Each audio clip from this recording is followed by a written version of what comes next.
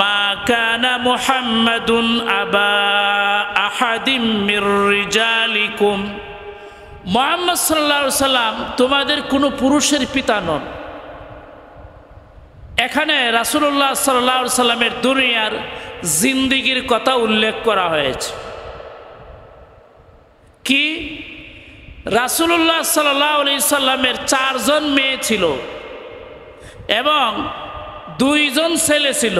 2 জন ছেলে শিশু অবস্থায় ইন্তেকাল করেছে, এরা জীবিত ছিল না, মেয়েরা জীবিত ছিল। এই জন্য আল্লাহ তাআলা বলেছেন মা কানা মুহাম্মাদুন আবা আহাদিম মির রিজালিকুম, মুহাম্মদ সাল্লাল্লাহু আলাইহি সাল্লাম তোমাদের কোনো পুরুষের পিতা নন। এই কথা বলে আল্লাহ তাআলা বিশ্ববাসীর সামনে, মক্কার আরবদের সামনে রাসূলুল্লাহ সাল্লাল্লাহু আলাইহি সাল্লামের দুনিয়াবি জিন্দেগির কথা উল্লেখ করেছেন। হে মক্কাবাসীরা, হে পৃথিবীবাসী, দেখেছো তোমরা যে এই মুহাম্মদ তার বিবাহের আগের জিন্দেগিটা তোমাদের মধ্যে কাটিয়েছেন। বিবাহের পরবর্তী জিন্দেগিটা তার 4 জন মেয়ে হয়েছিল, 2 জন ছেলে হয়েছিল। ছেলেরা শিশু বয়সে ইন্তেকাল করেছে, মেয়েরা জিন্দেগি করেছে। দুনিয়া একজন মানুষ হিসেবে জিন্দেগিটা তোমাদের সামনে পরিষ্কার। একটা মানুষ হিসেবে তার জীবনটা কি তোমাদের সামনে পরিষ্কার। অর্থাৎ আল্লাহ তাআলা এখানে যা বলছেন যে মুহাম্মদ সাল্লাল্লাহু আলাইহি সাল্লাম যে একজন মানুষ, তিনি যে একজন নবী রাসূল, আমি হঠাৎ করে আসমান থেকে তাকে পাঠাইনি, হঠাৎ করে ফেরেশতার কাঁধে ভর করে তিনি জমিনে আসেননি, হঠাৎ করে তিনি গাছ ফেরে উদয় হননি, হঠাৎ করে তিনি জমিন ফেরে উদয় হননি। বরং মুহাম্মদ সাল্লাল্লাহু আলাইহি ওয়াসাল্লামের বিবাহের আগের জিন্দেগিও তাকে তোমরা দেখেছো। তিনি একটা শিশু ছিলেন, শিশু থেকে তিনি কিশোর হয়েছেন, কিশোর থেকে তিনি যুবক হয়েছেন, তারপর বিবাহ করেছেন, তার ছেলে হয়েছে, মেয়ে হয়েছে। ছেলেরা শিশুকালে মারা গিয়েছে, মেয়েরা বড় হয়েছে, তাদের বিবাহ শাদী হয়েছে। এটা হলো তার পার্থিব মানবীয় জিন্দেগি, তোমাদের সামনে পরিষ্কার। সবাই আলহামদুলিল্লাহ। এতটুকু বলে আল্লাহ তাআলা আল্লাহর নবীর জিন্দেগিটা আরববাসীদের সামনে, মক্কাবাসীদের সামনে অতিবাহিত হয়েছে। তার শিশুকাল, তার কিশোরকাল, তার যৌবনকাল, তার দাম্পত্য জীবন তোমাদের সামনে পরিষ্কার। তার বৈবাহিক জীবনে ছেলে হয়েছে, মেয়ে হয়েছে, মেয়েরা বড় হয়েছে, ছেলেরা ছোটবেলা ইন্তেকাল করেছেন, তোমাদের সামনে এটা পরিষ্কার। মুহাম্মদ সাল্লাল্লাহু আলাইহি সাল্লামের জিন্দেগি মা কানা মুহাম্মাদুন আবা আহাদিম মির রিজালিকুম ওয়ালাকির রাসূলুল্লাহ, তবে শুনো তিনি কিন্তু আল্লাহর পক্ষ থেকে রাসূল। সবাই বলে আলহামদুলিল্লাহ। এখানে আল্লাহ তাআলা মুহাম্মদ সাল্লাল্লাহু আলাইহি সাল্লামের 2 নাম্বার পরিচয় তুলে ধরলেন যে উনি তো মানুষ, উনার শিশুকাল গিয়েছে, উনার বৈবাহিক জিন্দেগি গেছে, বালেগ অবস্থা গেছে, কিশোরকাল গেছে, দাম্পত্য জীবন গিয়েছে, দুনিয়ার জিন্দেগি গিয়েছে, সাথে সাথে তিনি একজন আল্লাহর পক্ষ থেকে। তার 2 নাম্বার পরিচয় আমি দিচ্ছি, তিনি হলেন রাসূল। তিনি কি রাসূল? রাসূল কাকে বলা হয়?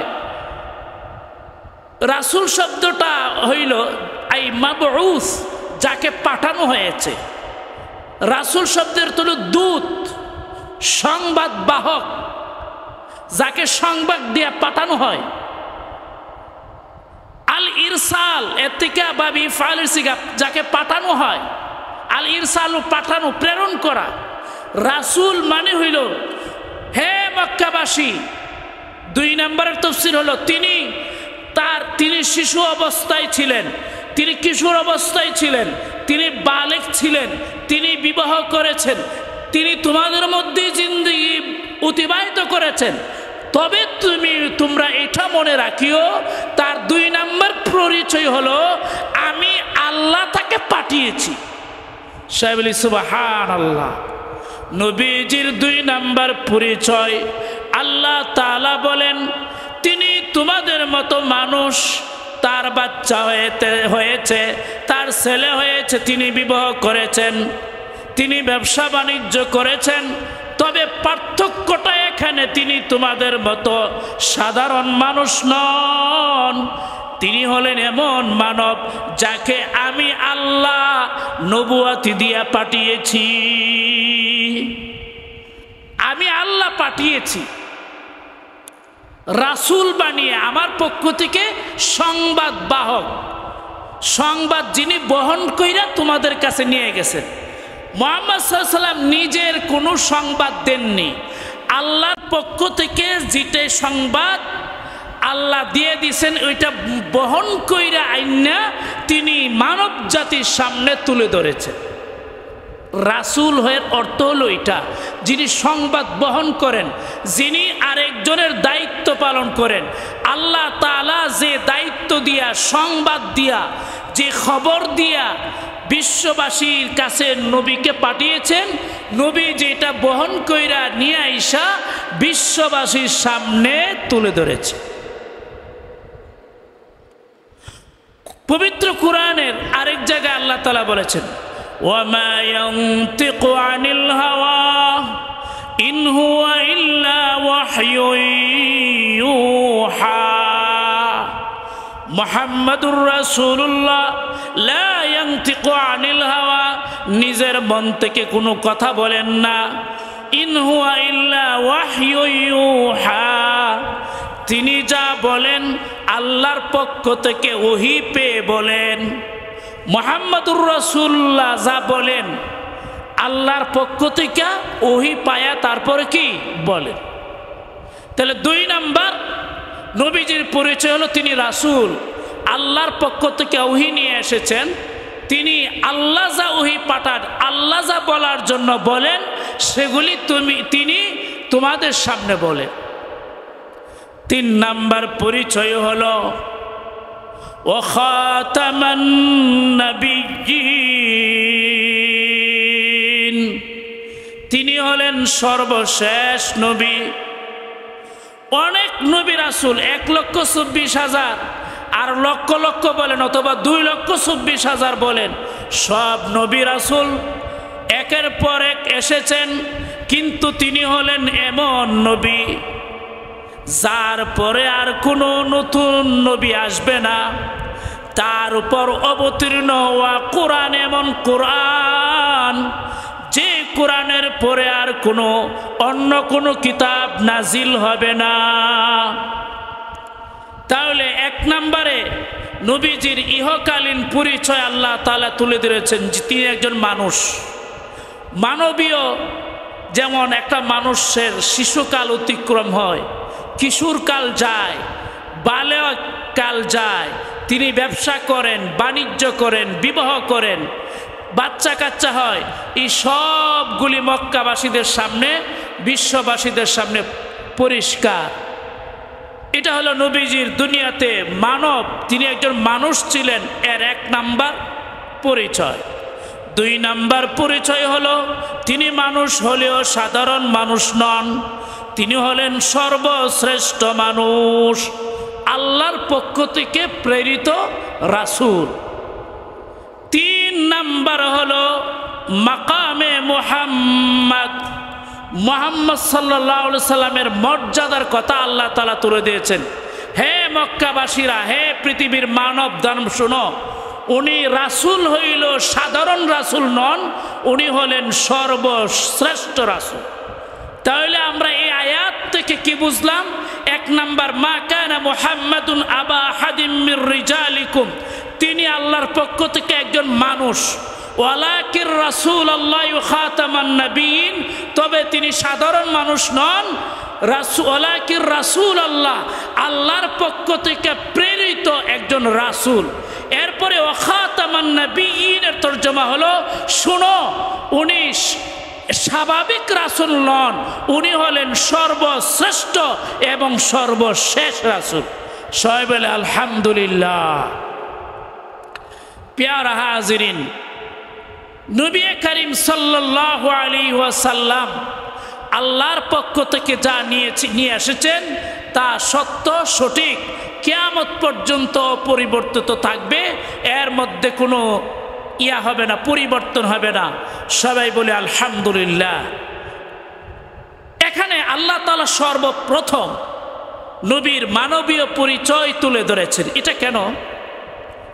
যাকে আল্লাহ তাআলা রাসূল হিসেবে ঘোষণা দিবেন, তাকে রাসূল ঘোষণা দেওয়ার আগে তার জীবনের 40 বছর পৃথিবীবাসীকে আল্লাহ তাআলা দেখাইছেন। নবীজি প্রকাশ্য নবুয়াতি পেয়েছেন কত বছর বয়সে? 40 বছর বয়সে। 40 বছর পর্যন্ত আল্লাহ তাআলা পৃথিবীবাসীকে দেখাইছেন যে এই লোকটাকে তোমরা দেখো, উনি শিশু হলেও অসাধারণ শিশু। সবাই বলি সুবহানাল্লাহ। উনি কিশোর, অসাধারণ কিশোর। উনি শিশু, সব শিশু থেকে শ্রেষ্ঠ শিশু। শিশু অবস্থায় ফেরেশতারা আইসা তার শখকে সদর করেছে। সুবহানাল্লাহ বলেন। শিশু অবস্থায় তার মায়ের মায়ের স্তনের মধ্যে বরকতের দুধ এসেছে। শিশু অবস্থায় দেখো এই ছেলেটা যেই মাঠে গিয়েছে, এই মাঠে ঘাস না থাকলেও ঘাস হয়েছে। এই শিশুটা যে বৃক্ষের নিচে বসেছে, বৃক্ষের নিচে আগমন করেছে, সেই বৃক্ষে ফল না থাকলেও ফল ধরেছে। এই শিশুটি কিশোর বয়সে যেখানে গিয়েছে একটা মেঘমালা তাকে ছায়া দিয়েছে। এই শিশুটার অঙ্গুলি হেলনে চাঁদ দ্বিখণ্ডিত হয়েছে।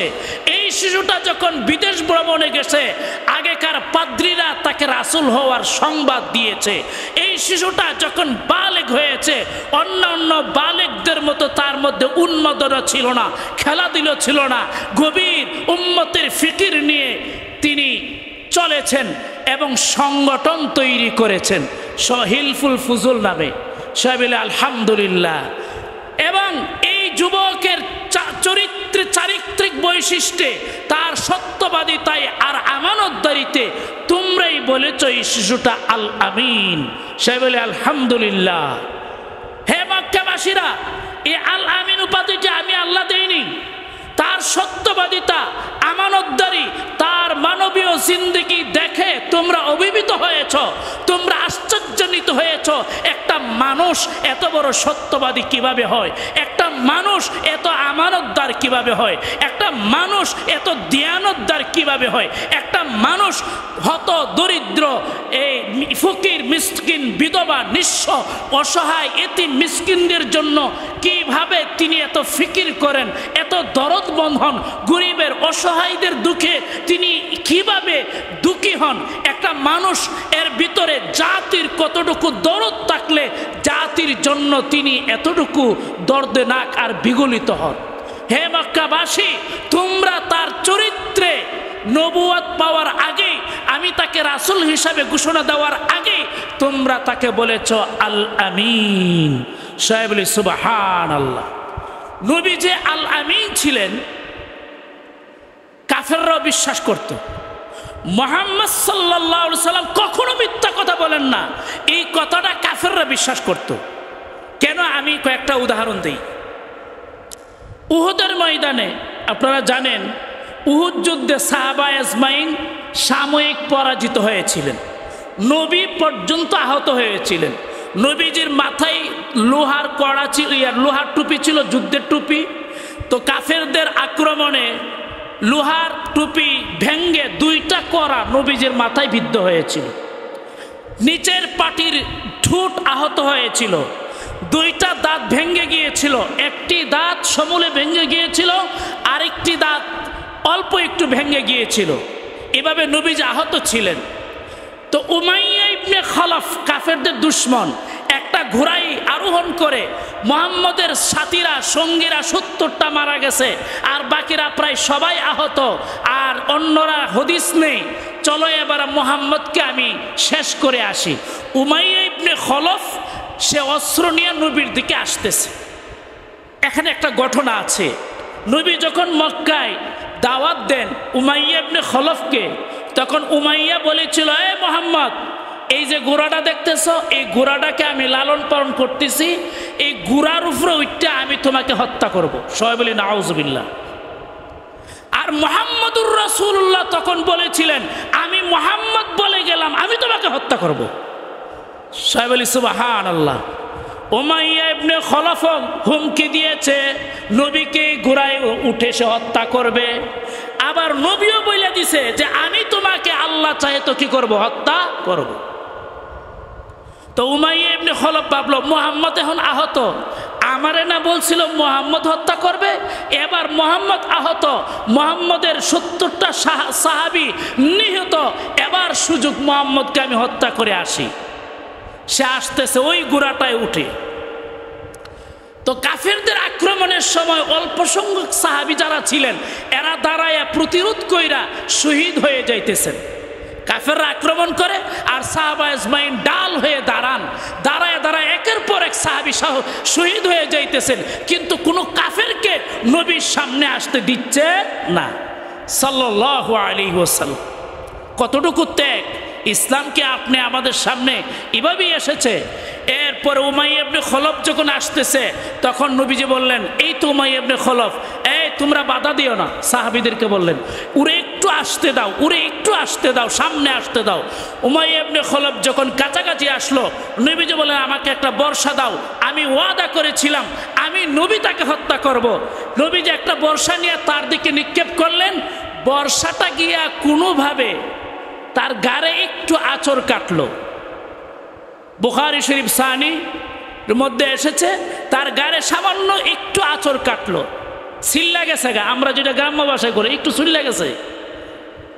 একটু সিল্লা গেলে কি মানুষ মারা যায়? মরে না, কিন্তু একটু আঁচড় লাগতেই সে ঘোড়ার মধ্যে ওইটা পিছনে দূর শুরু করতে লাগলো আর বলতে লাগলো, ওয়াল্লাহি কাদ কাতালানি মুহাম্মদ, ওয়াল্লাহি কাদ কাতালানি মুহাম্মদ। হ্যাঁ, এখনো মরে নাই, শুধু একটু চিলা লাগছে, আঁচড় লেগেছে। সে বললে, আল্লাহর কসম, হে আমার সঙ্গীরা, মুহাম্মদ আমাকে হত্যা করে ফেলেছে, মুহাম্মদ আমাকে হত্যা করে ফেলেছে। তো এর দলের কাফেররা আবু সুফিয়ান আর বলতেছে, তুমি একটা হাম্মক কইছো, জ্ঞানী গুণী মানুষ, মুহাম্মদ তোমারে একটা আঘাত করেছে, একটা আঁচড় লেগেছে, তুমি তো মরই নাই, মরলে কি তোমার মৃত্যু সংবাদ তুমি নিজে দিতে পারতা? তুমি বলতে পারতা যে আমাকে হত্যা করে ফেলেছে? তুমি তো মরো নাই, তুমি চিল্লাইতেছো কেন? তখন এই উমাইয়া ইবনে খলফ বলে, শুনো শুনো, মুহাম্মদ কখনো মিথ্যা কথা বলে না। সুবহানাল্লাহ।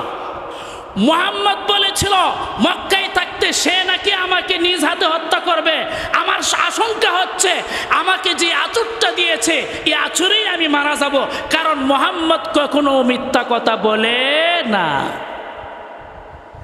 এরপরে ষাঁড় যেভাবে চিল্লায় না, ষাঁড়ের চিল্লানি শুনছেন? ষাঁড় যেভাবে চিল্লায়, মক্কার কাফেররা চলে যাইতেছে, সে শুধু বারবারই কথা বলতো, ওয়াল্লাহি কাদ কাতালানি মুহাম্মদ, মুহাম্মদ আমাকে হত্যা করে ফেলেছে, এইভাবে চিল্লাইতো। একটু আঁচড় লেগেছে, পুরা দমে তার চামড়াটাও কাঠিনি, সে বলতে লাগলো, আল্লাহি কাদ কাতালানি মুহাম্মদ। এভাবে চিল্লায়া যাইতে যাইতে কিছু দূর গিয়া তার বুকের কলিজা ফেটে চিল্লায় সে মারা গেছে। সুবহানাল্লাহ। সাল্লাল্লাহু আলাইহি সাল্লাম কখনো মিথ্যা কথা বলেন না। বদরের যুদ্ধের সময় নবী করিম সাল্লাল্লাহু আলাইহি সাল্লামের একজন সাহাবী হযরতে সাদ ইবনে মুআজ রাদিয়াল্লাহু তাআলা, নবী যখন মদিনায় গেলেন, মদিনার কোনো লোক মক্কায় যেতে পারে না, কারণ মক্কা আবু সুফিয়ান এবং কাফেররা শাসন করে। মুসলমানরা আসলেই মক্কার কাফেররা মারে, আবার মক্কার কাফেররাও মদিনায় যেতে পারে না। কিন্তু এখানে মক্কার একজন কাফের, কথা বুঝতে পেরেছেন, এবং হযরতে সাদ রাদিয়াল্লাহু তাআলা আনহু, এই দুইজন, একজন মুসলমান একজন কাফেরের মধ্যে বন্ধুত্ব ছিল। কথা বুঝতে পেরেছেন? সে ছিল কাফের আর উনি ছিল মুসলিম। তো সাদ রাদিয়াল্লাহু তাআলা মক্কার কাফেররা বললেন যে, বন্ধু, আমরা তো আগের থেকেই বন্ধু, তো আমি একটু, মুসলমানরা তো মক্কা যেতে পারে না, এটা বদর যুদ্ধের আগের ঘটনা, তো আমি একটু তওয়াফ করতে চাই বাইতুল্লাহ গিয়ে, তুমি আমার একটু নিরাপত্তা দিও। তো সেও মক্কার লিডার কাফের, তো সে গেল। তো মক্কার বন্ধু বলতেছে যে আবু জেহেলের সামনে না পড়লো আর তোমাকে অন্যরা কেউ কিছু করলো আমি দেখবো, মক্কার কাফের বলতেছে। কিন্তু তওয়াফ করানোর সময় আবু জেহেলের সামনে পড়ে গেল। আবু জেহেল তো মুসলমানকে দেখেই বলতেছে আল্লাহি ইয়া সাদু কাদ আবাইতুমুস সুবাতা, হে সাদ মদিনার লোক, তুমি আমাদের এখানে আসছো তওয়াফ করতে, তোমরা তো মুহাম্মদ এবং তার সঙ্গীদেরকে আশ্রয় দিয়েছো এবং আমাদের বিরুদ্ধে যুদ্ধ করার কথা বলতেছো, তুমি নিরাপদে তওয়াফ করে চলে যাইবা, আর আমি আবু সুফিয়ান, আমি আবু জেহেল তোমাকে এই সুযোগ দেব না। তখন মক্কার যে কাফের ছিল সে কোনোভাবে বিষয়টা ধামাচাপা দেওয়ার চেষ্টা করলো যে আমার বন্ধু আসছে, একটু তওয়াফ করে চলে যাক। আর মুসলমান সাদকে বলতেছে, সাদ উনি হইলেন আবু জেহেল সাহেব, আমাদের এই আবুল হাকাম আমাদের মক্কার উপত্যকারও সে প্রেসিডেন্ট, সাবধান তার সাথে লাগবে না, 2-4 কথা বইলা ফেলু। কথা বুঝতে পেরেছেন? কিন্তু সাদ রাদিয়াল্লাহু তাআলা আনহু রাগান্বিত হয়ে গেলেন। উনি বললেন, হে আবু জেহেল, যদি তুমি আমাকে আজকে অ্যাটাক করো তাহলে আমরাও সিরিয়ার রাস্তা বন্ধ করে দিব, তোমাদের মক্কাবাসীদের সকল ব্যবসা বাণিজ্য আমরা মদিনার লোকরা বন্ধ করে দিব, আমিও মদিনার একজন লিডার, তুমি যখন মক্কার একজন লিডার। তো মক্কার যে কাফের বলতেছে যে বন্ধু আবু জেহেলের সাথে লাগতেছে। তখন ওই বন্ধুকে গিয়া বাড়িতে গিয়া মুসলমান বলতেছে চলে আসার সময়, হে বন্ধু শোনো, কাফেরটাকে বলতেছে আমাদের নবী বলেছেন আবু জেহেল মুসলমানদের হাতে মারা যাবে, এমনকি তুমিও মুসলমানদের হাতে মারা যাবে। সুবহানাল্লাহ বলেন। এখন মক্কার কাফের বন্ধু বলতেছে, ইয়া সাদ এটা কি বললা, তোমার নবীকে হাসাই কইছে? যে হাসাই বলছে, সত্য সত্যই আমাদের নবী বলছেন এ আবু জেহেল যত বাহাদুরি করুক না কেন, এই আবু জেহেল মুসলমানদের হাতে মারা যাবে, এমনকি তুমি যে আমার বন্ধু কাফের রয়েছ, এখনো মুসলমান হও নাই, তুমিও আমাদের মুসলমানদের হাতে মারা যাবে। সুবহানাল্লাহ বলেন। এখন এই কাফের তার স্ত্রীর কাছে গিয়ে এই কথা বলল। স্ত্রী বলল, স্বামী আমার সাথে ওয়াদা দেন, মুসলমানদের সাথে যখন কোনো যুদ্ধ হবে আমাদের, আপনি যুদ্ধক্ষেত্রে যাবেন না, কারণ মুহাম্মদ বলছে আপনি মুসলমানদের হাতে মারা যাবেন, আপনিও মারা যাবেন, আবু জেহেলও মারা যাব। সুতরাং মুহাম্মদ কি কয় না, মিথ্যা কথা বলে না, সাবধান, আপনি কিন্তু যাবেন না। এখন সে তার স্ত্রীর কাছে ওয়াদা করছে যে না, আমি আর জীবনে কি যাব না, মুসলমানদের সাথে কোনো যুদ্ধে জড়াবো না। কিন্তু বদরের দিন যখন এলো, আবু জেহেল সব লোকদেরকে নিয়ে নবীর সাথে যুদ্ধ করার জন্য বের হলো মুসলিমদের সাথে। মুসলিমরা মাত্র 313 জন, এরা 1000-এর বাহিনী লইছে এবং অস্ত্রে শস্ত্রে তখনকার সময় অত্যাধুনিক অস্ত্র নিল। এখন সেই কাফের যায় না, সাদের বন্ধু যায় না, ডরায় ঘরের ভিতরে দরজা লাগায়া জামাই বউ বৈশা রয়েছে, কারণ আজকে মুসলমানদের সাথে যুদ্ধের দিন।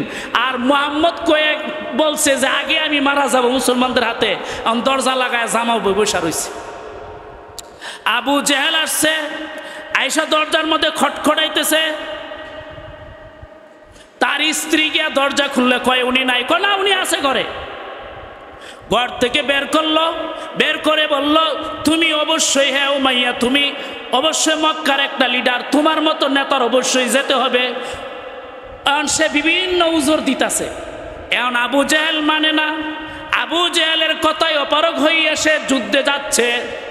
স্ত্রী আয়েশা বলল, প্রাণের স্বামী আপনি যাবেন না, কারণ মুহাম্মদ কখনো মিথ্যা কথা বলেন না। স্ত্রীকে অবশেষে সে বলল, আমার একটা ঘোড়া রাখবো, যখন খারাপ সময় দেখব, যে জানের খাতরা যখন দেখব, তখন ঘোড়ায় চড়ে দৌড়া চলে আসবো। কিন্তু যুদ্ধ যখন শুরু হলো, সে আর পালাইতে পারে নাই। সে সহ আবু জেহেল সহ মুহাম্মদ সাল্লাল্লাহু আলাইহি সাল্লামের সাথীদের কাছে এরা নিহত হয়েছে, জাহান্নাম গিয়া পৌঁছেছে। সবাই বলি সুবহানাল্লাহ। মুহাম্মদ সাল্লাল্লাহু আলাইহি সাল্লাম কখনো মিথ্যা কথা বলেন না। সাহাবা আজমাইন বলেন, বদরের যুদ্ধের আগে আবু আমাদেরকে নবীজি বলেছেন এখানে উমাইয়া মারা যাবে, এখানে আবুল হাকাম আবু জাহাল মারা যাবে, এখানে উতবা মারা যাবে, এখানে সাইবা মারা যাবে। এভাবে কাফের কোন জায়গায় মারা যাবে নবী মুহাম্মদুর রাসূলুল্লাহ আগে বাতলে দিয়েছেন। এই জন্য মুহাম্মদ সাল্লাল্লাহু আলাইহি ওয়াসাল্লাম যে সত্য কথা বলেন এটা কাফেররাও বিশ্বাস করত। এটা কিতাবের মধ্যে আসছে যে কাফেররা এত বিশ্বাস করেছে যে মুহাম্মদ সাল্লাল্লাহু আলাইহি ওয়াসাল্লাম বলছে যে মারা যাবে, মুসলমানদের হাতে যুদ্ধ ময়দানে যাইতে চায় না। রাসূলুল্লাহ সাল্লাল্লাহু আলাইহি ওয়াসাল্লামের হাদিসগুলি বাণীগুলি আমরা যতটুকু এখন সত্য মানি, কোনো কোনো ঘটনা বিশ্লেষণ করলে বোঝা যায় যে মক্কার কাফেররা এসে বেশি বিশ্বাস করত কিন্তু মানে নাই। কি করে নাই? মানে নাই। রাসূলুল্লাহ সাল্লাল্লাহু আলাইহি ওয়াসাল্লাম ইরশাদ করেছেন যতগুলা বিষয় মানুষের জন্য নিষেধ করেছেন, যতগুলা বিষয় মানুষের জন্য করার জন্য বলেছেন, বিজ্ঞান আবিষ্কার কইরা রাসূলুল্লাহ সাল্লাল্লাহু আলাইহি সাল্লামের আদেশগুলি সবচেয়ে ভালো নিরাপদ। এবং রাসূলুল্লাহ সাল্লাল্লাহু আলাইহি ওয়াসাল্লাম যা বলেছেন প্রত্যেকটা মানুষ মানলে এর মধ্যে কামিয়াবি আছে। সবাই বলি সুবহানাল্লাহ। বিজ্ঞান এখন প্রমাণ করতেছে। কে প্রমাণ করতেছে? বিজ্ঞান এখন প্রমাণ করতেছে। রাসূলুল্লাহ সাল্লাল্লাহু আলাইহি সাল্লাম বলেছেন মিসওয়াক করো। কি করো? মিসওয়াক। এই যে নিম গাছের ডাল দিয়া অথবা পিলাও গাছের জড় দিয়া গাছের ডাল দিয়া মিসওয়াক করা সুন্নত, অনেক বড় একটা সুন্নত। সবাই বলি সুবহানাল্লাহ। নবীজি বলেন এই মিসওয়াকের মধ্যে অনেক ফজিলত রয়েছে। মাথারাতুল লিল ফামে, মুখের জন্য পবিত্রতা, আল্লাহ তাআলা সন্তুষ্টি আনে, মুখের মধ্যে সুঘ্রাণ তৈরি হয়। বিজ্ঞান বলেছেন মিসওয়াক করলে হাজার হাজার স্বাস্থ্যের জন্য উপকার। সুবহানাল্লাহ। রাসূলুল্লাহ সাল্লাল্লাহু আলাইহি সাল্লাম ইরশাদ করেছেন ব্লু ফ্ল্যাগ করো না। অর্থাৎ ওই যে ব্রুয়ের চুল তুলে তুলে সৌন্দর্য, চেহারাকে সৌন্দর্য করে মহিলারা বিউটি পার্লারে গিয়া, রাসূলের নিষেধাজ্ঞা কেন করেছেন আজকে প্রমাণ। অনেকের এই কিছুদিন আগে এক মহিলার ব্যাপারে খবর আসছে, তার স্কিন ক্যান্সার হয়েছে, চামড়ার ক্যান্সার। আর কি ক্যান্সার হইল? চামড়া। আমাদের সাথে একটু পরিচিত আমার ম্যাডামের সাথে, তো উনি জানালো যে তিনি এই ব্রু ফ্লাগ করতেন খুব বেশি বেশি। কথা বুঝতে পেরেছেন? এই ব্রু ফ্লাগ করা থেকে, ব্রুয়ের চুল তুলতে গিয়ে এখানে থেকে এই ইনফেকশন হয়ে তারপর স্কিন ক্যান্সার শুরু হয়ে গেছে। সবাই বলি নাউযুবিল্লাহি মিন যালিক। রাসূলুল্লাহ সাল্লাল্লাহু আলাইহি ওয়াসাল্লামের প্রত্যেকটা বাণী মানুষের জন্য উপকার। রাসূলুল্লাহ সাল্লাল্লাহু আলাইহি ওয়াসাল্লাম শুকরের গোশত খেতে নিষেধ করেছেন। কোরআনের মধ্যে শুকরের গোশত খেতে নিষেধ করেছেন। পৃথিবীতে যত জন্তু জানোয়ার থেকে বিভিন্ন ধরনের জীবাণু, মানব ঘাতীর জীবাণু, মানব প্রাণ নেওয়ার মতো অসুস্থতার জীবাণু বের হয়েছে, এর অধিকাংশ শুকরের গা থেকে হয়েছে। সবাই বলি নাউযুবিল্লাহ। শুকরের মধ্যে এমন একটা পদার্থ আছে যা শরীর, স্বাস্থ্য, মগজ, দিমাগ সব কিছুর জন্য এটা ক্ষতিকারক। গরুর গোশত পাক করলে, অন্যান্য হালাল গোশত পাক করলে ওই চর্বির ক্ষতিকারক দিকটা পাক হওয়ার লগে লগে এটা হয়ে যায়, ভালো হয়ে যায়। কিন্তু শুকরের দেহের মধ্যে এমন একটা পয়জাম আছে, এমন একটা পদার্থ আছে, এটা যত 400 ডিগ্রি দিয়ে রান্না বান্না করেন আর তাপ দেন, ওই পদার্থটার ক্ষতিকারক দিক কখনো এটা যায় না। এটা বিজ্ঞান এখন আবিষ্কার করেছে। সাহেব বলি সুবহানাল্লাহ। রাসূলুল্লাহ সাল্লাল্লাহু আলাইহি ওয়াসাল্লাম ইরশাদ করেছেন মাছি যখন খাবার, তরল খাবারের মধ্যে আসে, আয়েশা তার একটা ডানা ভিজিয়ে দেয়, তখন মাছিটাকে ধইরা আরেকটা ডানা ভিজায়া দাও। কারণ মাছির এক ডানার মধ্যে ঔষধ থাকে, আরেক ডানার মধ্যে রোগ থাকে। সে রোগের ডানাটা ডুবাইয়া দেয়, আর ঔষধের ডানা ডুবায় না। বিজ্ঞান এটাকে রিসার্চ করে দেখেছে মাছির এক ডানার মধ্যে ঔষধ থাকে, আরেক ডানার মধ্যে রোগ থাকে। শুধু এই একটা হাদিস গবেষণা করে বিজ্ঞান মুহাম্মদুর রাসূলুল্লাহ সাল্লাল্লাহু আলাইহি ওয়াসাল্লামকে সর্বশ্রেষ্ঠ বিজ্ঞানী বলে স্বীকার করেছে। কি বিজ্ঞানী? সর্বশ্রেষ্ঠ বিজ্ঞানী। বিচার কার্য রাসূলুল্লাহ সাল্লাল্লাহু আমেরিকার আদালতের বিভিন্ন আদালতে বড় বড় ন্যায়পরায়ণ জ্ঞানীদের নাম লেখা হয়েছে। সবচেয়ে বড় আদালতের মধ্যে যত ন্যায়পরায়ণ ব্যক্তি আছেন, বিচার কার্যে যারা ন্যায়পরায়ণতা দেখাইয়াছেন, বিচারের মধ্যে ন্যায় এবং ইনসাফের স্বাক্ষর যারা রেখেছেন, তাদের মধ্যে মুহাম্মদুর রাসূলুল্লাহ সাল্লাল্লাহু আলাইহি সাল্লামের নামটি সবার উপরে লেখা আছে আমেরিকার আদালতে। কোথায়? আমেরিকার আদালতে।